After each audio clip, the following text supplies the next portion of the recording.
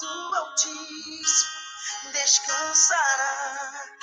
Debaixo de tuas asas estarás seguro, no abrigo descansará. Senhor, tua vontade é boa, perfeita e agradável. Teu vento sopra onde ele quiser. Se o mal tentar entrar em minha casa, não vai entrar, porque tem sangue na minha porta. Tem sangue nos umbrais das portas. Aqui o mal não vai entrar. Minha casa está firmada na rocha, nenhum mal me sucederá. Tem sangue nos umbrais das portas, aqui o mal não vai entrar. Minha casa está firmada na rocha, nenhum mal me sucederá. Senhor, tua vontade é boa, perfeita e agradável. Teu vento sopra onde ele quiser. Eu sei que é perdição, mas mesmo assim pedirei. Sara essa nação da qual tu és o rei. Tem sangue nos umbrais das portas. Aqui o mal não vai entrar. Minha casa está firmada na rocha, nenhum mal me sucederá. Tem sangue nos umbrais das portas, aqui o mal não vai entrar. Minha casa está firmada na rocha, nenhum mal me sucederá. Aquele que habita no esconderijo do Altíssimo, a sombra do Onipotente descansa. Nenhuma arma forjada contra ti prevalecerá, prevalecerá, prevalecerá.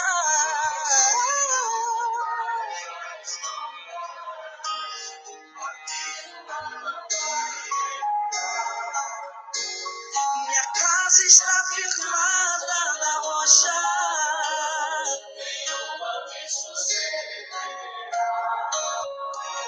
Tem sangue nos umbrais das portas. Aqui o mal não vai entrar. Minha casa está firmada na rocha. Nenhum mal me sucederá. Nenhum mal me sucederá. Nenhum mal me sucederá. Nenhum mal me sucederá.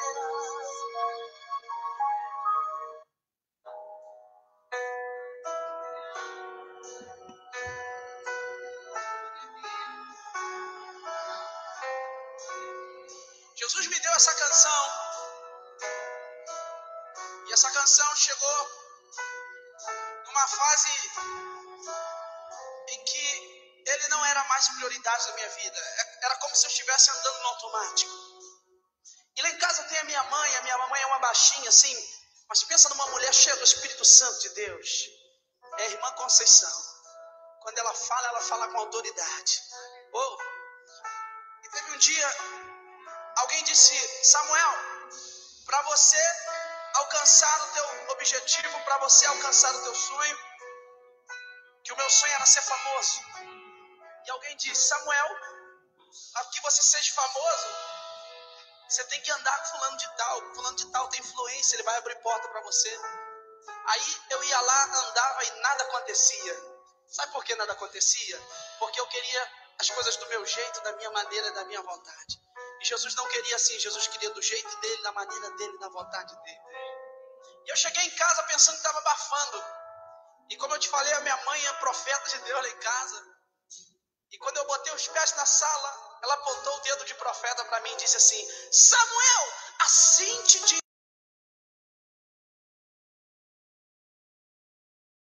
Meu irmão, eu não estava orando mais, não estava buscando mais, mas aquela palavra entrou com uma autoridade em mim, que eu comecei a chorar e eu dobrei os meus joelhos, e ela colocou as mãos sobre a minha cabeça e começou a profetizar na minha vida, liberar profecias de Deus.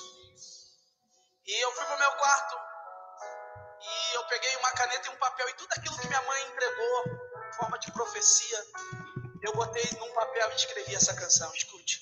Filho, sem intimidade comigo, não há como você vencer. Sem dobrar os teus joelhos e na madrugada me buscar. Sem examinar as escrituras, não há como descobrir os segredos que tenho pra você. Recebe aí. Mas sondei teu coração e vi desejo de adorar. Fui pensando então que resolvia te me revelar e te contar alguns segredos para uma vida de vitória e de conquista. Escuta o que eu vou lhe dizer, filha. Enquanto eu for tua prioridade, pode vir o que vier. Podes também contar comigo, seja lá para o que for. 1000 cairão ao teu lado e 10.000 à tua direita, mas você não será atingido pelas livramentos. Sou eu o teu Deus. Se te fecharem uma porta, outras pra você eu abrirei. De preferência onde não tem parede, só pra mostrar que eu sou o Deus da tua vida. Eu sou o Deus da tua história e ninguém irá sentar a meu. Você vai ficar calado ou vai levantar a voz pra dar um grito de glória pra ele? Aí vai.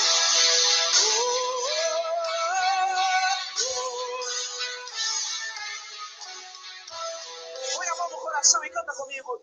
Mas sondei teu coração e vi desejo de adorar.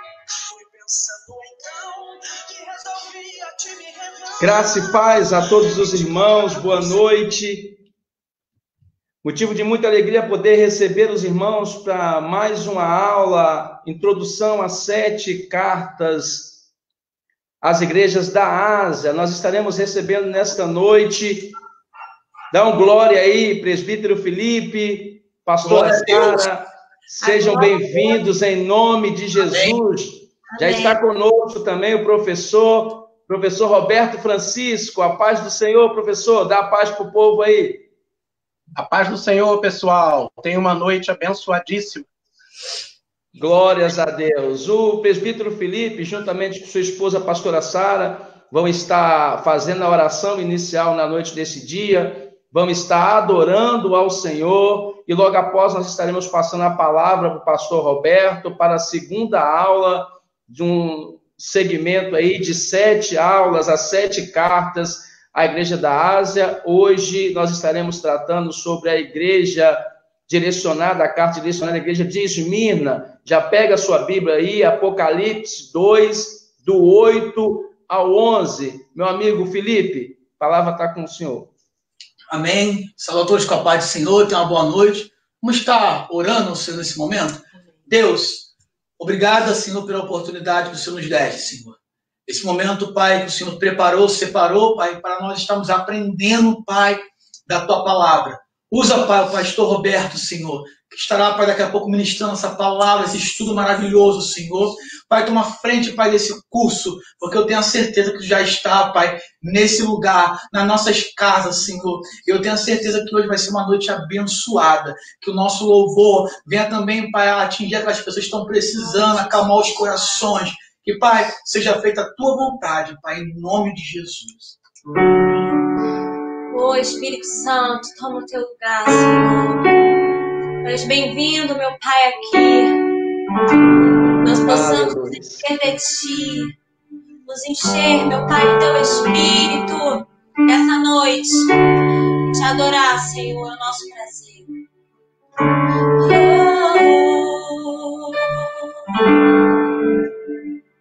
Vamos declarar juntos: mais de Ti, mais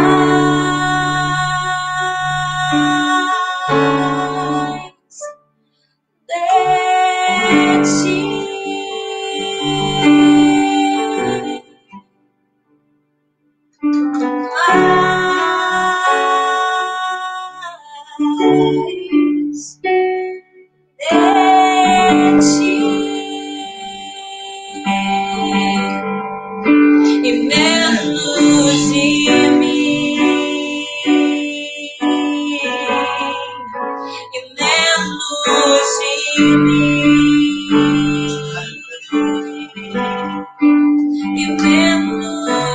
menos de mim, Senhor, e menos de mim. Vamos declarar que Ele cresça, que Ele cresça, que eu diminua, que Ele apareça, que eu me constranja com a tua glória, com todo o seu amor, infinita humildade, servos de todos os irmãos, que Ele cresça, que eu diminua, que Ele apareça, e que eu me constranja com a sua glória, com todo o seu amor, infinita humildade, servos de todos os irmãos. E quem já pisou no Santo dos Santos, em outro lugar, não sabe viver. E onde estiver, clamar pela glória, a glória de Deus. Glória,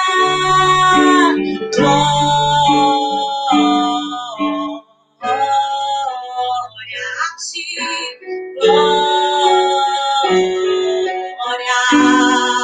santo,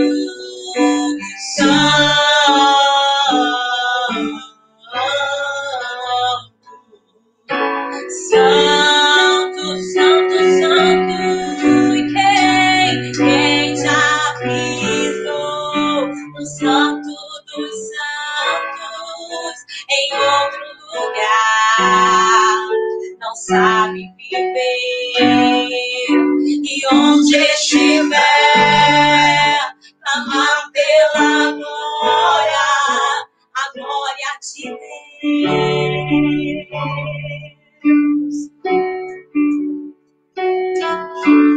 Onde estiver, eu vou clamar pela glória de Deus, a glória de Deus.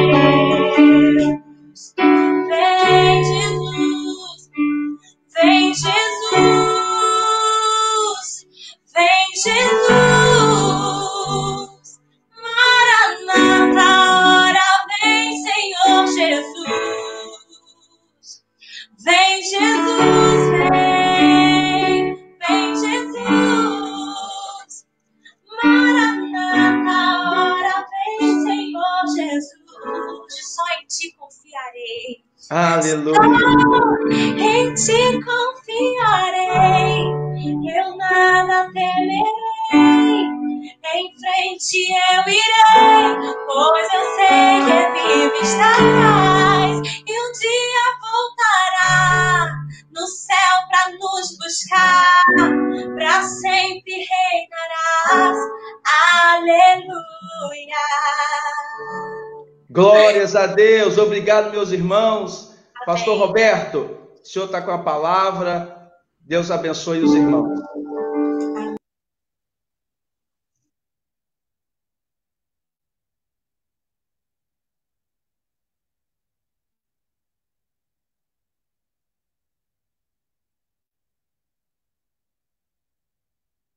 Gostaria de cumprimentar a todos com a graça e a paz do Senhor. Uma boa noite a todos. É um prazer estar com vocês mais uma vez para darmos continuidade à série de estudos sobre as 7 igrejas da Ásia Menor, registradas no livro do Apocalipse, capítulo 2 e capítulo 3. Semana passada nós damos início com a igreja de Éfeso e hoje vamos dar sequência com a igreja de Esmirna. Convido os irmãos para lerem Apocalipse capítulo 2, a partir do versículo 8 ao versículo de número 11. Ok? Carta à igreja em Esmirna. Ao anjo da igreja em Esmirna escreve: essas coisas diz o primeiro e o último, que esteve morto e tornou a viver.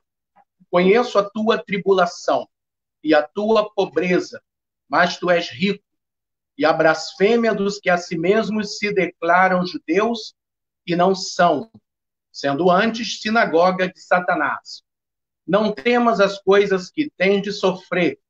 Eis que o diabo está para lançar em prisão alguns dentre vós, para ser dispostos à prova, e tereis tribulação de 10 dias.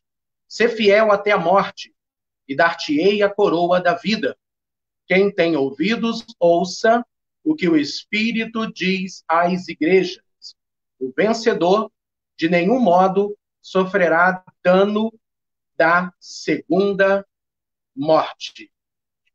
Bem, queridos e amados irmãos, a igreja que nós vamos estudar hoje, analisarmos, é a igreja sofredora, uma igreja composta de mártires, uma igreja em que os membros dela eram perseguidos pelo imperador, pelo procônsul, pelos soldados romanos espalhados por toda a província de Roma, a Ásia Menor.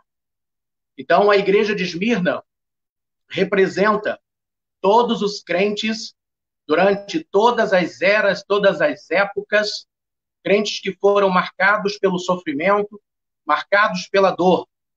A história da igreja de Esmirna é uma história que foi marcada pelo derramamento de sangue, pelo fio da espada romana. E já vou começar dizendo para os irmãos que servir a Jesus é sinônimo de sofrimento. Sofrimento que um dia vai passar, até o dia do arrebatamento da igreja, ou a nossa partida desta vida para a eternidade. Vamos pensar um pouco, refletir sobre a história da cidade de Esmirna, para entendermos o que de fato estava ocorrendo nesta cidade. A cidade de Esmirna era uma cidade situada a 65 quilômetros ao norte de Éfeso. O nome Esmirna vem de mirra, que significa amargura. Era uma planta nativa da Ásia e da África, e era usada para a preparação de cadáveres através da sua substância aromática. A mirra, irmãos, da onde vem a palavra Esmirna, tem tudo a ver com a história da igreja em que lá estava. A palavra mirra, essa planta, era uma planta triturada, ela era esmagada, e quanto mais se esmagava a mirra, mais ela exalava o seu bom perfume e ela exalava o seu bom cheiro. E aí nós pegamos essa ideia e trazendo para os dias espirituais da igreja, quanto mais o crente é perseguido, quanto mais ele é afligido, ele é mais produtivo para o reino de Deus. Ele frutifica, ele produz, ele prospera, ele progride mais. Porque não existe cristianismo sem as marcas da cruz de Cristo. Se alguém apresentar um evangelho que não tem sofrimento, não há perseguição, não há lutas, não é o evangelho de Cristo. Embora Paulo diz aos romanos que o evangelho de Cristo é o poder de Deus para a salvação de todo aquele que crê. Mas ser cristão é sinônimo de sofrimento. A Esmirna, cidade de Esmirna, era uma cidade próspera. A cidade de Esmirna era muito próspera. Era uma cidade portuária. Havia muitas pessoas de posição elevada naquela cidade, grandes poetas e literatos. Esmirna tinha cerca de 100 mil habitantes. E a primeira vez que se fala dessa cidade nas Escrituras Sagradas é em Apocalipse, capítulo 2, versículo 8 a 11, da qual tomamos como base para o texto em que lemos. Então, a cidade de Esmirna era a segunda cidade mais importante da Ásia. A primeira era Éfeso e a segunda, Esmirna. Digamos que Éfeso era como se fosse a cidade de São Paulo aqui no Brasil. Uma cidade produtiva, industrial, uma grande cidade. Esmirna era como se fosse o estado do Rio de Janeiro. Esmirna era uma cidade cultural. E Éfeso era uma cidade mais política e produtiva. Então, essa cidade era uma cidade muito próspera. E ela era chamada pelos romanos de a coroa da Ásia, ou a flor da Ásia Menor. Exatamente em razão de ser uma cidade cercada por prédios em sua volta e que tinha um formato realmente de uma coroa. E é por isso que ela era reconhecida e identificada como a coroa da Ásia. Okay? Em Esmirna estava a antiga Ágora e a fortaleza Cadifecale. Eram monumentos, eram grandes empreendimentos naquela cidade, que fazia dela uma cidade famosa, ditosa e pujante. A Ágora, por exemplo, era um mercado público, uma espécie de um mercado público municipal.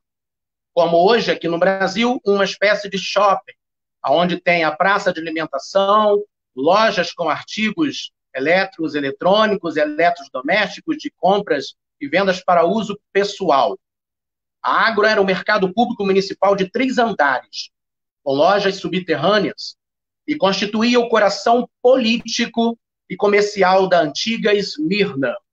Hoje não existe mais a Ágora, apenas ruínas daquele mercado que um dia foi muito famoso.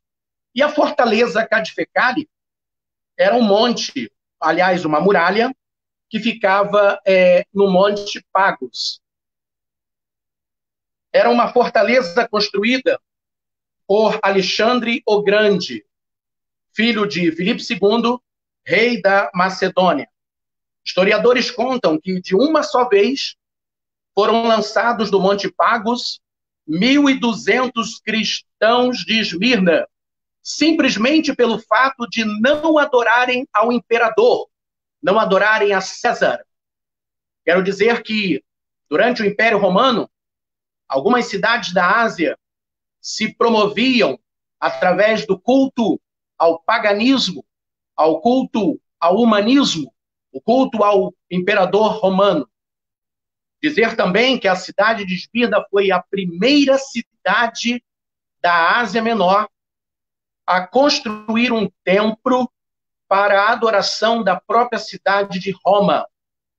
A primeira vez na história da Roma antiga, a cidade de Roma passa a ser divinizada pela população do império. E quem não se dobrasse, não se curvasse diante daquele templo em homenagem à cidade de Roma, a deusa Roma, eles eram vilipendiados, trucidados, cerrados ao meio, mortos ao fio da espada, decapitados. Eu quero dizer que muitos irmãos nossos, queridos, muitos cristãos, eles, de fato, morreram, pagaram com a vida por causa do nome de Jesus Cristo. Eu quero dizer que o nome de Jesus incomoda muita gente.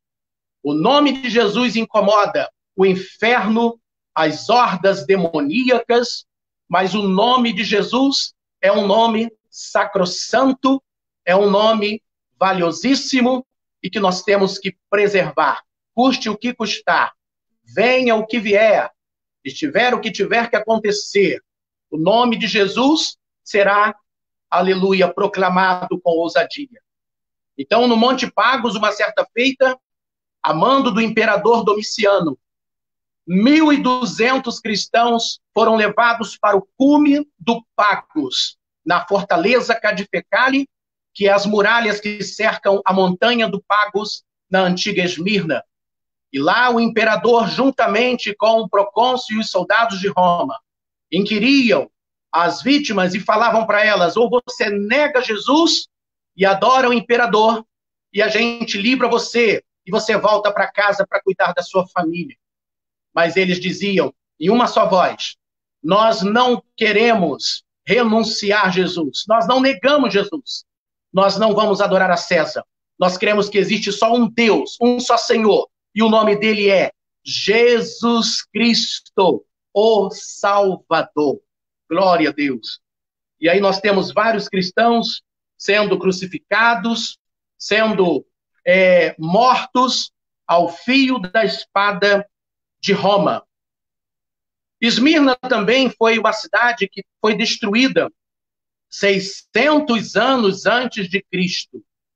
Esmirna tinha sido invadida e destruída pelos lídios e reconstruída pelos gregos no final do quarto século. Quem reconstrói Esmirna é um dos generais de Alexandre o Grande, chamado Lisímaco. Esse general reconstrói a cidade, e aí a cidade tem um novo nome, a Nova Esmirna, uma cidade que tornou a viver. Razão pela qual Jesus manda escrever uma carta para o pastor daquela igreja, que até então chega ao nosso conhecimento através dos dados históricos, os grandes historiadores como Flávio Joséfo, Plínio, Eusébio de Cesareia, Heródoto, vai dizer que Policarpo, discípulo de João Evangelista, foi o pastor da igreja de Esmirna. Um ancião, irmãos, um senhorzinho, cheio do Espírito Santo, cheio da graça de Deus, cheio de fervor, cheio de autoridade do céu, foi pastor dessa igreja. Um homem que também foi perseguido, assim como seu mestre, o evangelista São João. E Lisímaco reconstrói a cidade. E aí a cidade ganhou nova vida e era conhecida como a cidade que morreu e tornou a viver. É por isso que Jesus começa a carta dizendo: eu sou aquele que fui morto e estou vivo para todo sempre. Tornei a viver, reviver. Esse texto de Esmirna começa assim, porque de fato, assim como aconteceu com a cidade de Esmirna, que se tornou em cinzas, ela agora se tornaria uma nova cidade, como se nada tivesse acontecido 600 anos antes do nascimento de Cristo, com aquela cidade, com a invasão pelos lídios. E assim é a nossa vida. Essa é a lição da igreja de Esmirna, que Jesus quer transmitir para nós. A nossa vida pode ter sido uma vida fracassada no passado. A sua vida pode ter sido uma vida de lágrimas. Você pode trazer estigmas na vida, marcas do seu passado. Mas quando Jesus entra, ele regenera por completo. Ele transforma de verdade e você se torna uma nova criatura. Por isso Paulo diz, 2 Coríntios capítulo 5, versículo 17, se alguém está em Cristo, nova criatura é. As coisas velhas já passaram e eis que tudo se fez novo. É uma metamorfose, é uma mudança no ser. E Jesus faz isso na vida de todos nós. Não importa o teu passado triste, importa é a tua decisão com o seu presente daqui para frente. Esmirna foi restaurada. O passado ficou e a nova cidade foi erguida. Esmirna, nos dias atuais, ela tem outro nome. Ela é chamada de Esmir. O nome da cidade de Esmirna hoje é Esmir, e é a terceira maior cidade da Turquia. E o segundo mais importante porto do país. Em 1970, a cidade de Esmir tinha 63 mil habitantes. Hoje ultrapassa o número de 2,5 milhões de habitantes. Havia muita idolatria naquela cidade. Esmirna se tornou o centro da idolatria por haver vários templos pagãos. Havia um templo, como eu já disse, a deusa Roma. Havia um templo também erguido na cidade de Esmirna, a deusa Afrodite, Afrodite para os gregos e Vênus para os romanos. Havia também um templo à deusa Cibele, que, segundo a história grega antiga, Cibele era responsável por ressuscitar os soldados mortos das grandes batalhas, os grandes guerreiros. Mas isso não passa de uma grande mentira, porque o próprio Jesus na carta, ele confronta de forma direta quando ele diz, logo no início, eu fui o que estive morto e revivi, tornei a viver. Parafraseando, é como se Jesus dissesse, não há cibeles que possa trazer os mortos à vida, mas só eu posso viver novamente, eu posso ressuscitar, eu posso tornar dar vida, porque ele é, de fato, o dono da vida, é o autor da vida, o autor da existência. Glória a Deus. Havia também um templo à deusa Deméter, ao templo de Apolo também, Poseidon, chamado de Netuno, deus dos mares, na mitologia grega, e um templo também ao deus Esculápio, ou Asclépio, o deus da medicina, que nós falaremos dele provavelmente na próxima aula com mais ênfase, porque trataremos da igreja de Pérgamo. Então, queridos, qual era o problema da igreja em Esmirna? Era perseguição ferrenha.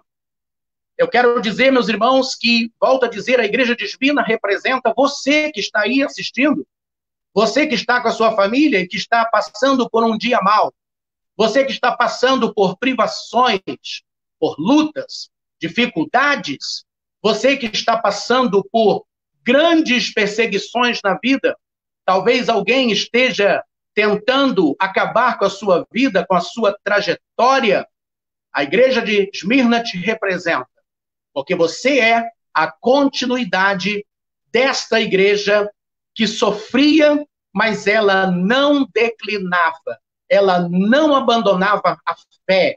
Eles não largavam Jesus por conta do sofrimento, da perseguição do império.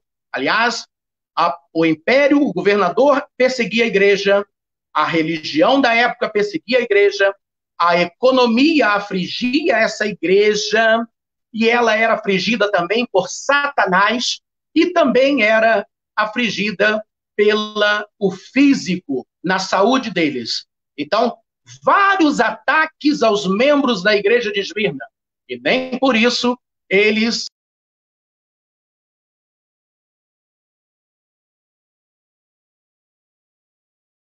seguir essa igreja, não quero ir mais para Jesus, não quero mais porque eu não suporto. Eles não diziam isso, muito pelo contrário.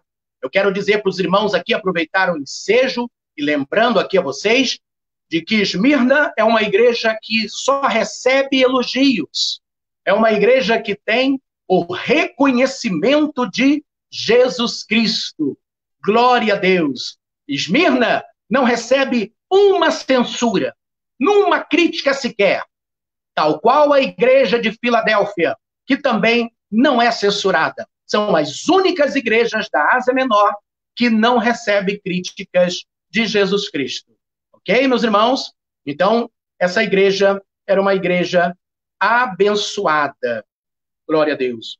O imperador Domiciano perseguiu os cristãos de Esmirna. Os cristãos de Esmirna estavam cercados por um ambiente hostil com deuses romanos e o imperador Domiciano, o líder mais truculento e autoritário que Roma conheceu. Ele governou de 81 a 96 depois de Cristo e aterrorizou os cristãos de Esmirna a fim de subjugá-los. Então, meus irmãos, depois de Nero, somente Domiciano é igualitário a Nero. Domiciano avocou para si o título de Deus humano, o Deus vivo humano, e mandou criar um templo de adoração a ele. Domiciano era um carrasco imperador, perseguia o povo de Deus com truculência e rigor despótico. Então, meus irmãos, uma igreja abençoada é uma igreja que sofre. Alguém pode dizer para você assim, venha para a igreja e pare de sofrer. Se alguém falar isso para você, não acredite. Esse não é o evangelho de Jesus Cristo, daquele que foi crucificado na cruz. O evangelho é pagar preço. O evangelho é sofrer. Paulo escreve a Timóteo, em Timóteo capítulo 2, versículo 1, ele diz: filho meu, sofre as aflições como bom soldado de Cristo Jesus. Sofre as aflições comigo. Então, sofrer o evangelho, sofrer a causa de Cristo por causa do nome de Jesus, se isso está acontecendo com você, meus parabéns. Você está bem. Você pode se considerar uma pessoa realizada e feliz, porque Jesus está de fato com você. Agora, se as coisas estão caminhando e nada acontece, não há uma perseguição, não há uma luta, não há uma dor, não há uma aflição, não há ninguém que se levante contra você, alguma coisa está errada. Mas Jesus está ensinando para nós que a igreja de Esmirna era uma igreja que estava debaixo do sofrimento, como a planta de mirra, que significa Esmirna, que era massacrada, triturada, e quanto mais amassava ela, mais ela exalava o bom perfume, e nós temos o perfume de Cristo na vida, e exalamos o perfume de Jesus, e por isso o nome de Jesus é glorificado em nossas vidas. Que você possa sentir a presença de Deus, que você possa se alegrar no Espírito Santo de Deus, aonde você estiver neste momento, e saber que você é escolhido de Deus para sofrer o Evangelho, para sofrer as marcas do Cordeiro. Glória a Deus. Os oficiais e soldados do imperador Domiciano estavam por toda a cidade, e eles procurando os cristãos para lançá-los na prisão. Jesus pediu aos cristãos para olharem além das circunstâncias. Existe uma outra batalha em andamento, irmãos. Um conflito cósmico entre Deus e Satanás. Todos os servos do Senhor corriam perigo ao se posicionar contra o mal. Então, Paulo, escrevendo aos Efésios, capítulo 6, versículo 12, ele vai dizer: revesti-vos de toda a armadura de Deus, para que possais estar firmes no dia mau, e havendo feito tudo, ficar inabaláveis, ou permanecer inabaláveis. Então, queridos, o imperador perseguia os cristãos. Os cristãos não podiam, por exemplo, fazer compra no mercado público da cidade, a ágora. Se algum soldado do Império de Domiciano identificasse um cristão na ágora, ele era abordado, ele era inquirido. E se ele não provasse que ele não fosse um cristão e que ele dissesse que vai venerar a César, ele seria livre. Mas se ele provasse e dissesse: eu sou cristão e não adoramos a César, só adoramos a Jesus, ele já era açoitado publicamente. Vários deles foram assim, eram presos, eles tinham seus bens confiscados, eles não podiam, na verdade, fazer compras, eles não podiam andar livremente na cidade, porque o Estado é opressor, oprimia eles. E isso me volta à mente, mais uma vez, o início da carta de Esmirna, quando Jesus fala: eu sou o primeiro e o último. Glória a Deus. Parafraseando qual é a ideia que Jesus quer passar para nós nessa passagem, eu sou o primeiro e o último, porque ele é absoluto, porque ele é autoexistente, existe por si mesmo, ele tem o controle de tudo. Em outras palavras, Jesus já estava dizendo para a igreja de Esmirna que quem controlava a vida deles não era Roma, não era o governo, não era o Estado truculento, não, mas ele era o absoluto. Eles não estariam sendo controlados pela uma espada romana, mas estariam sendo controlados e orientados pelo Senhor, que é o primeiro e o último. Eu quero propor a você que Jesus seja o primeiro em tua vida, sempre. No dia do teu nascimento, ele foi o primeiro, porque você veio ao mundo, porque Deus te trouxe aqui. E no último dia da sua existência, o último dia da sua vida, ele será o último, mas ele estará com você. E brevemente, Jesus estará te levando às mansões celestiais, a morar eternamente ao lado de Jesus. Isso será confortante. Glória a Deus. A igreja de Esmirna, para essa igreja, Jesus usou uma palavra interessante. Ele disse para essa igreja no capítulo 2 do livro do Apocalipse, ele vai dizer para essa igreja, no versículo 9, olha o que ele vai dizer para a igreja de Esmirna, irmãos. Conheço a tua tribulação e a tua pobreza, mas tu és rico. E a blasfêmia dos que a si mesmos se declaram judeus e não são, sendo antes sinagoga de Satanás. Uma coisa interessante, fazendo uma pesquisa nesse texto, por que Jesus fala... Interessante que ele não fala para essa igreja como falou para as outras. Ele não usa a primeira expressão, conheço as tuas obras. Para essa igreja, ele fala diferente. Ele começa dizendo para ela, eu conheço a tua tribulação. Eu conheço a tua luta. Eu conheço a tua dor. Eu conheço o teu sofrimento. Pesquisando a palavra tribulação no original o grego, que é a palavra em que foi escrito isso aqui, é a palavra tilipsis, que significa massacre. Significa alguém que está sendo perseguido por pessoas de dentro da igreja e fora dela. Gente que pisa. Massacre. Eu não sei o que você está passando nesses dias tão difíceis em que estamos vivendo. Mas talvez esteja sendo massacrado. Talvez está sendo pisoteado. Talvez está achando que não tem forças para levantar. Eu tenho uma palavra diferente para você. A minha palavra é a palavra de Deus para o seu coração. E Jesus manda dizer para você que ele te levanta e te toma pela mão direita e diz para você, não temas, porque eu sou contigo. Eu te ajudo, te sustento com a destra da minha justiça. Glorifica e exalte o Senhor, porque as lutas vêm e passam. E o crente que é provado por Deus, brevemente será aprovado por Deus. São 3 passos que o cristão passa na vida espiritual.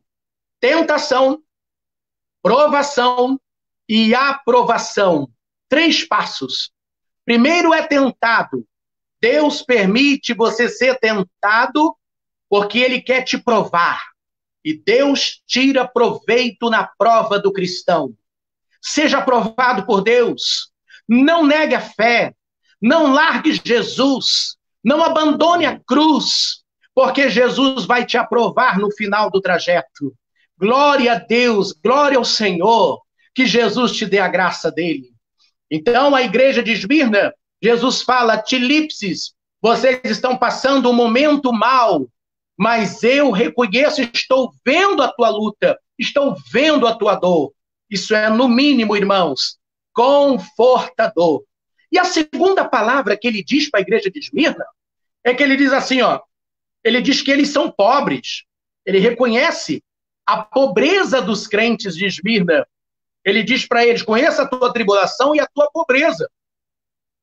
Interessante que a palavra pobreza aqui também é outra coisa importante que devemos atentar. Ela vem da palavra grega pitocheia. É uma palavra que só é usada em caso de extrema miserabilidade. Era alguém que era paupérrimo mesmo. Alguém que tinha falta de tudo. Os crentes de Esmirna, eles tinham algumas coisas para comer hoje, talvez não tivesse amanhã. E nem por isso eles reclamavam do Deus que serviam e da fé que professavam. O que eu aprendo com isso? Pitocheia. Estamos precisando de crentes pitocheias no meio evangélico. Crentes que têm que aprender a agradecer a Deus pelo pouco que possui, sabendo que o Deus que multiplica o pouco em muita coisa, o Deus que nós servimos é o Deus que multiplicou os pães e os peixinhos daquele rapaz que registra o Evangelho Sagrado. Pitocheia. Crentes que não tinham mal o que vestir e que comer. Porque, primeiro, faltava trabalho para eles. Por que faltava trabalho? Porque o império não aceitava eles no trabalho do império, porque eles eram cristãos, eles não veneravam a César, eles não se prostravam diante de Roma, e então eles sofreriam privações enormes. Eles seriam perseguidos, caluniados, maltratados, mortos, presos, torturados, e passavam fome.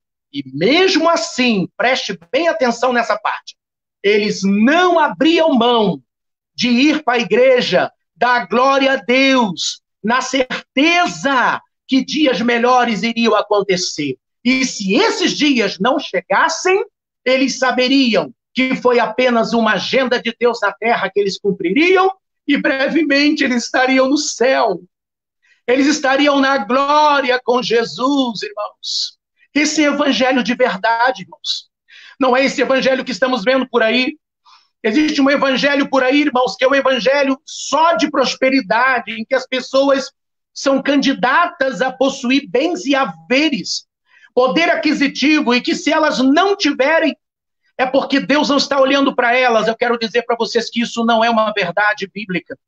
Eu quero dizer para você que isso não é o evangelho de Jesus. É óbvio que Jesus Cristo quer que você prospere materialmente, é óbvio. É óbvio que Jesus quer que você tenha bons empregos. É óbvio que Jesus quer que você faça uma boa faculdade, que você ganhe um bom salário. Mas acima de qualquer coisa, Mateus 6,33 está escrito lá: buscai primeiramente o reino de Deus e a sua justiça, e todas estas coisas vos serão acrescentadas. Oh, glória a Deus, louvado seja o nome do Senhor.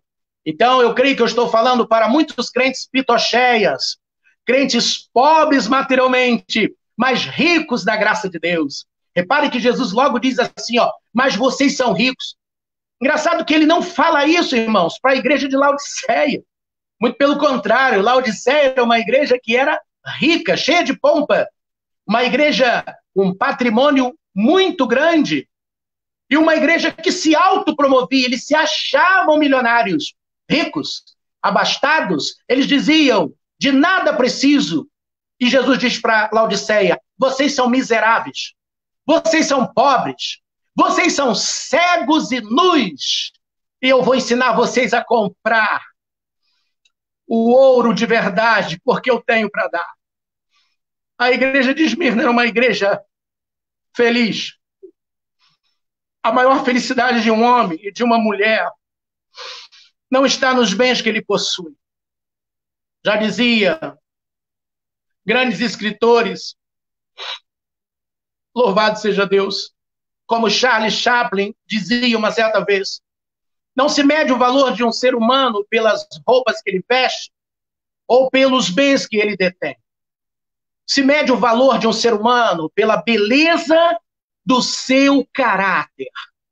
E o nosso caráter, irmãos, ele é muito melhor e mais significativo do que qualquer bem e haveres da terra, porque temos o caráter de Cristo. Glorifica a Deus e o exalte nessa noite, que o Senhor te dê a graça dele, que não te falte nada, e que o pouco que você tenha seja multiplicado. Glória a Deus. Então tá aqui, ó. Esses irmãos não pregavam a teologia da prosperidade, mas eles pregavam a prosperidade da teologia. Louvado seja Deus. Eles pregavam a prosperidade da teologia. O que é ser próspero? Haja vista que prosperidade não é riqueza. Você ter Cristo na vida, ter o nome escrito no livro da vida, ter saúde, ter paz, isso é a maior prosperidade que o crente pode ter na vida. Força para poder trabalhar e trazer o pão de cada dia. A igreja de Esmirna foi perseguida por romanos e judeus. Olha isso aqui.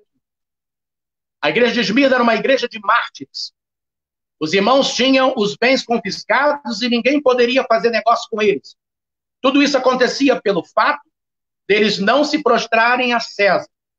Fazendo uma análise da igreja de Esmirna, percebemos que um cristão piedoso, temente a Deus, passa por perseguições. E se não passarmos por isso, algo está errado. Eu gostaria de ler para os meus irmãos 2 Timóteo, capítulo 3, versículo 12. E diz assim a palavra do Senhor. 2 Timóteo 3, 12. Todos aqueles que querem viver piamente em Cristo padecerão perseguição.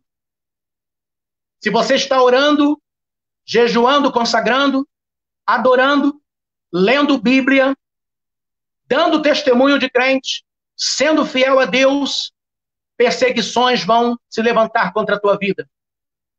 Mas levante a mão para o céu, porque você não é o primeiro e não será o último a passar por isso.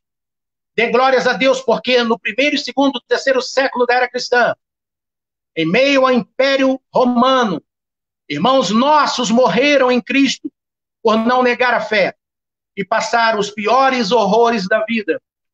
Louvado seja Deus. Esmirna era um quadro profético da igreja do segundo e terceiro século, em que houve a maior perseguição dos cristãos durante esse período. A expressão tereis uma tribulação de 10 dias estava apontando para 10 imperadores num período de aproximadamente 230 anos. Alguns dos imperadores são eles Nero, Domiciano, Trajano, Marco Aurélio, Severo, Máximo, Décio, Valeriano, Aureliano e Diocleciano. Nesse período, foi o período em que a igreja foi massacrada, em que ela sofreu. Quero dizer para vocês que a igreja, ela paga o preço por ser uma igreja que detém o nome de Jesus. Jesus vai buscar um povo seu, zeloso, especial e de boas obras. Os crentes de Esmirna, eles professavam a fé em Jesus. Eles não cediam à tentação. Há um louvor da harpa cristã que diz: tentado não cedas, ceder é pecar. Todo mundo pode ser tentado. O que não pode é pecar. Ceder à tentação é pecar. Jesus, segundo o autor dos Hebreus, foi tentado em tudo, mas não pecou. Não houve pecado em Jesus. E nós não podemos estar vencidos pelo sistema do mundo. Então, a perseguição começou também através dos judeus. Os judeus que dizem ser judeus, mas são da sinagoga de Satanás. Quem eram essas pessoas? Eram aqueles que se diziam, na verdade, praticantes do judaísmo, se diziam tementes a Deus, mas não eram tementes a Deus, porque eles perseguiam a igreja do Senhor. E nesta época havia uma colônia de judeus em Esmirna. Muitos judeus estavam ali em Esmirna. Alguns historiadores acreditam que sejam por questões comerciais, porque tinham muito comércio naquele lugar e eles se espalhavam por ali na região de Esmirna, na província romana Ásia Menor. Mas eles perseguiam e eles tinham o favorecimento do império. Muitos desses judeus não precisavam dar satisfações de tudo que faziam para o Império Romano. O Império Romano tinha acordos com esses judeus e por isso não implicavam com eles.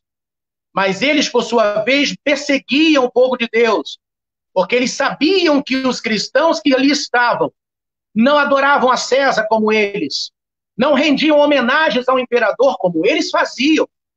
E então eles entregavam os judeus, aliás, os cristãos, ao imperador Domiciano para serem maltratados pelo imperador.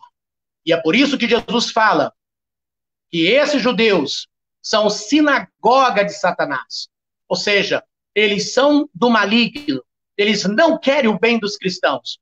Eu quero dizer que esses judeus de Esmirna, eles representam várias pessoas na tua vida que se levanta contra você. Gente que às vezes traz uma aparência de piedade. Gente que carrega religiosidade no peito, no rosto, no semblante. Gente que apregou a bondade para tudo quanto é lugar. Mas, na verdade, eles negam uma vida abnegada como o cristão deve seguir.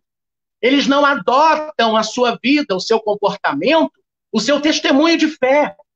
Então, são pessoas que te perseguem. E, às vezes, pasme, irmãos, dentro das próprias igrejas, há levantes, há pessoas que se levantam contra os servos piedosos do Senhor. dizendo que eles têm que abrir mão de certas coisas, que eles precisam fazer coisas diferentes. Mas eu quero dizer uma coisa, irmãos. Não abra mão dos seus princípios de cristão. Não abra mão da sua fé. A Bíblia é a palavra de Deus. É a regra de fé e prática do cristão. E é ela que você deve seguir e obedecer. E o texto vai dizer o seguinte, uma coisa interessante diante de tudo isso. O versículo 10, eu te convido a refletir comigo. O versículo 10 é muito importante. Ele diz assim, Jesus falando, não temas as coisas que tens de sofrer. Eis que o diabo está para lançar em prisão alguns dentre vós, para ser dispostos à prova, e tereis tribulação de 10 dias. Irmãos, olha que coisa interessante. Os cristãos de Esmirna não podiam ir para o mercado fazer compras, eles eram maltratados e perseguidos. Os cristãos não podiam arrumar emprego, porque o fato de não adorar ao imperador lhe custava o desemprego. Os cristãos não comiam direito, não vestiam-se normalmente como qualquer pessoa. Eles mal tinham uma casa para morar, não tinham liberdade. Eram totalmente perseguidos pelo imperador, pela religião, pela economia, política e maltratados fisicamente. E agora no versículo 10, Jesus chega para eles e fala assim, ó, não temas o que vocês vão sofrer. Irmãos, eu quero dizer que o evangelho de Jesus, ele é um mistério. Muitas vezes é inexplicável a razão humana. Não tente entender Deus na sua vida. Aceite o que Deus tem dado a você. Porque se Ele fala ao teu coração, Ele vai proporcionar livramento para você. Alguém poderia perguntar assim, mas graças a Deus nenhum crente desse fez isso, porque eles estavam convictos do Deus que serviam. Mas alguns deles poderiam questionar, Senhor, como assim? Como é que nós não vamos temer diante de tanta coisa ruim que estamos atravessando? E Jesus ainda fala, o diabo, com todas as palavras. Alguns historiadores vão dizer que aqui a referência é ao Domiciano, mas eu não creio. Eu defendo a ideia de que aqui seja realmente o diabo, a palavra grega diabolos, significando acusador.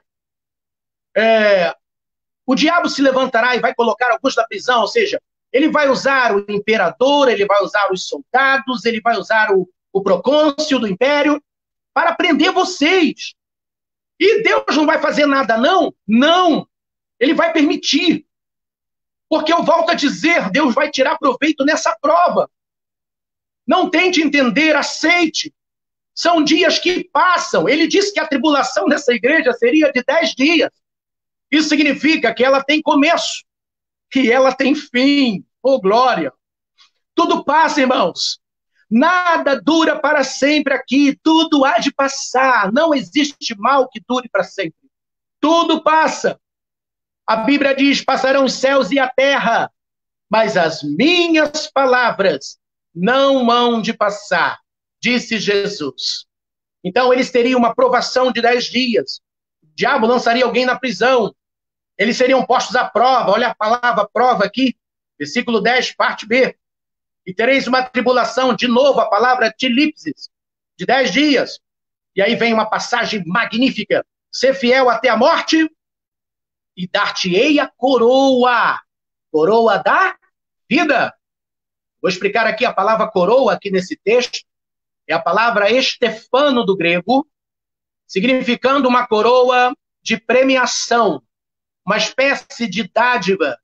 Assim como as Olimpíadas e o atletismo da Roma Antiga, quando o atleta competia e ganhava, ele ganhava coroas de louro, laurés, e aí ele era premiado. A ideia aqui é de prêmio, não é uma coroa de soberano, não é uma coroa de rei. Stefano não é diademas do grego, é Stefano, significando premiação. Vale a pena servir a Deus, nós temos uma coroa, temos uma vida eterna nos aguardando, irmãos. Glorifica a Deus por isso. Exalte o Senhor, porque os dias maus vão passar. Jesus tem coisas maravilhosas para nós. Eu estou sentindo a graça de Deus aqui. Estou sentindo, Deus, um calor do Espírito Santo no meu coração, que arde no meu coração, para falar para vocês com ênfase de que vale a pena servir a Jesus. E aí o texto, meus irmãos, na apostila, vai falar do final, para terminar aqui, sobre Policarpo, pastor da igreja. Policarpo foi um pastor que abriu mão de muitas coisas para servir a Deus. Policarpo, ele tinha amor a Deus acima de qualquer coisa. Policarpo foi discípulo de João, e ele era o pastor da igreja de Esmirna. Policarpo provavelmente teria sido pastor da igreja de Esmirna. Ele nasceu no ano 69 depois de Cristo e morreu em 159 depois de Jesus. Seu nome significa muito forte ou frutífero. Policarpo foi perseguido pelo procônsul Estácio, o procônsul titular do imperador Domiciano, para ser queimado vivo. E o procônsul tentou fazê-lo negar a fé.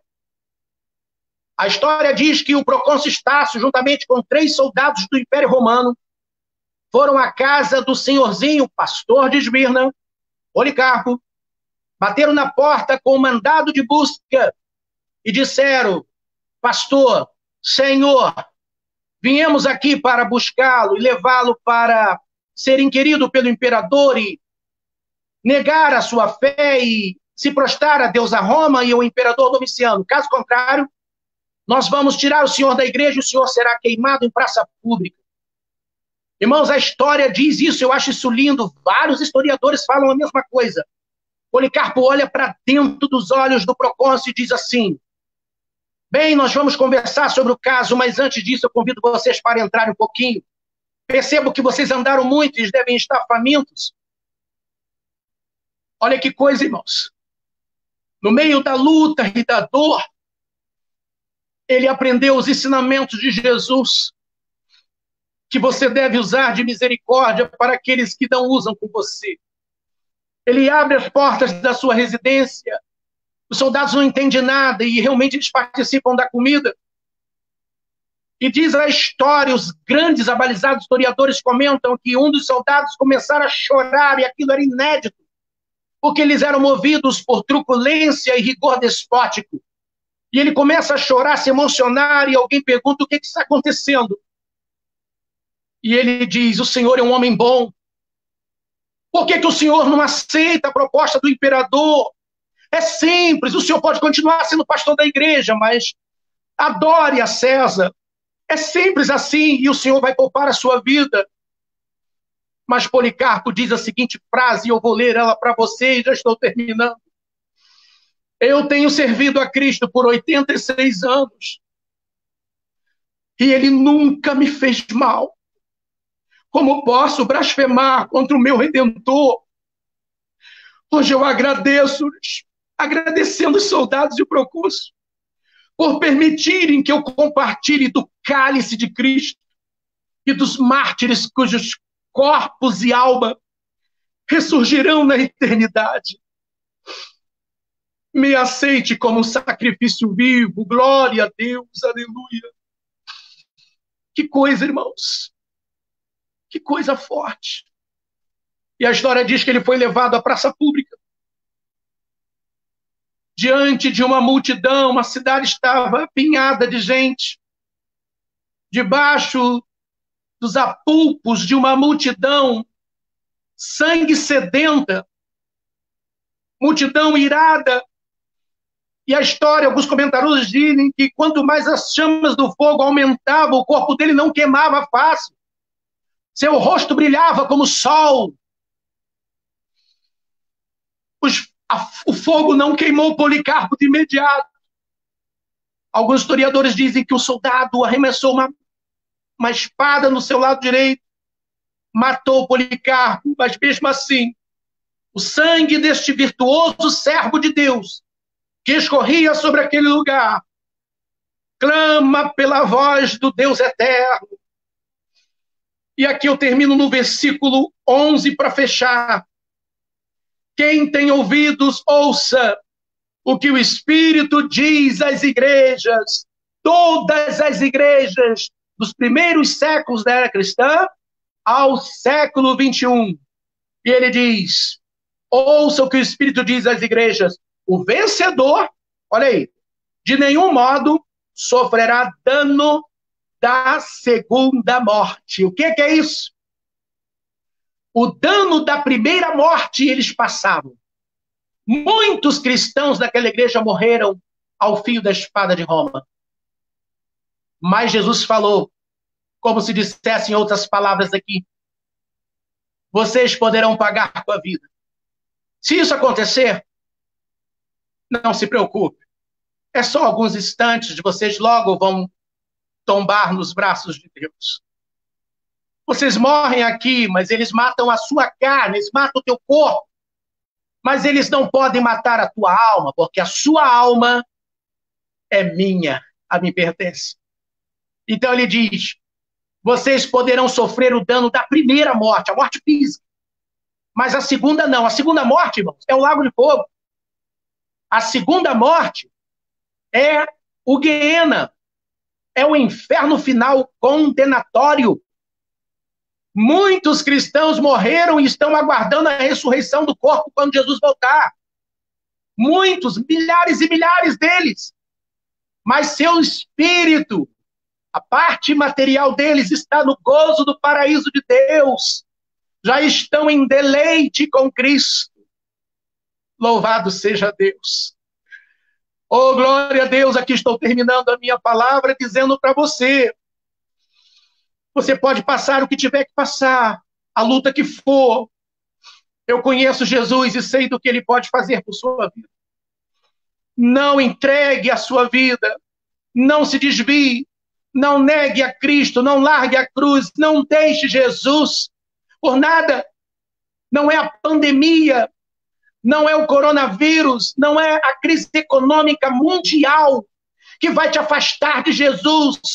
Esses são os empecilhos e as adversidades, como houve naquela época, estamos passando hoje. Mas eu venho aqui, em nome de Jesus, dizer para você que vale a pena sofrer pelo nome de Jesus. Que Deus te abençoe, que Deus te guarde, que Deus te ajude, em nome de Jesus de Nazaré. Amém. Glória a Deus. Glórias a Deus, graça e paz, povo de Deus. Só lembrando os irmãos que sexta-feira que vem nós temos um novo encontro aqui. Pastor Roberto Francisco, que presença de Deus. Dá vontade da gente ficar aqui a noite toda, porque esse é o objetivo.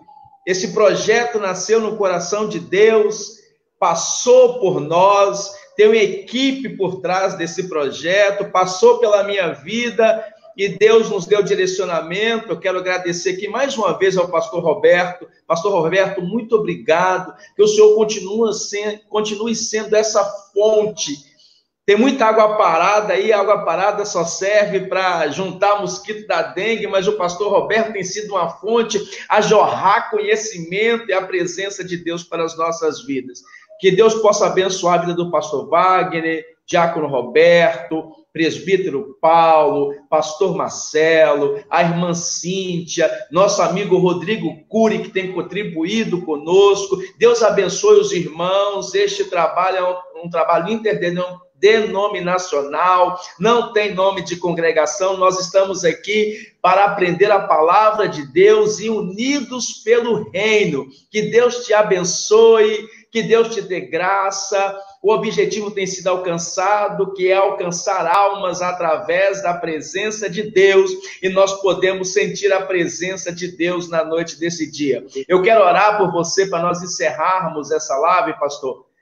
Vamos orar pelo povo. Deus, nós te louvamos, ó Senhor, nós te agradecemos pela graça concedida na noite deste dia. Que o Senhor, ó Pai, venha cada dia mais inspirar o pastor Roberto Francisco que com essa sensibilidade tem transmitido a tua palavra com excelência para os nossos corações. Nós te louvamos, Jesus, nós te agradecemos, que o Senhor possa respaldar, ir à frente desse trabalho, cumprir o teu propósito e alcançar almas, e que nós venhamos a estar como verdadeiros cristãos, prontos para sofrer as aflições que a nós viermos e permanecer firmes até o final, como o apóstolo Paulo vai dizer: combati o bom combate, terminar a carreira e guardar a nossa fé. Amém? Que Deus em Cristo te abençoe, multiplique essa ideia. Pastor, vai fazer as considerações finais para que nós possamos encerrar a live no dia de hoje. Terminamos, pastor? Agradecer a todos. Amém? Agradecer a todos aí a conexão. Pedir aos irmãos que possam orar por nós, pelo nosso ministério, orar pela nossa equipe, conforme o irmão Elton acabou de citar, orar por todos do grupo, para que nós possamos estar unidos aí nesse propósito, que é a palavra do Senhor, para que ela seja difundida de forma íntegra, para que o nome do Senhor seja glorificado. Amém? Amém. Que Deus em Cristo vos abençoe. Eu fico até constrangido. Não vou falar de oferta, lembrando que esse evento é um evento totalmente gratuito, com o objetivo de levar a palavra de Deus para o seu coração. Porém, alguns irmãos nos procuraram: eu sei que é gratuito, mas se eu quiser ofertar na vida do pastor Roberto, que tem se disponibilizado. No grupo do Facebook aí, tem a conta do pastor, os links, cada um contribua segundo propôs no seu coração. Eu volto a lembrar, é totalmente gratuito e o objetivo é levar a palavra de Deus genuína e autêntica ao seu coração. Que Deus te abençoe, que Deus te guarde, que nós possamos dormir uma noite de sono tranquilo e um final de semana abençoado na presença de Deus. Amém.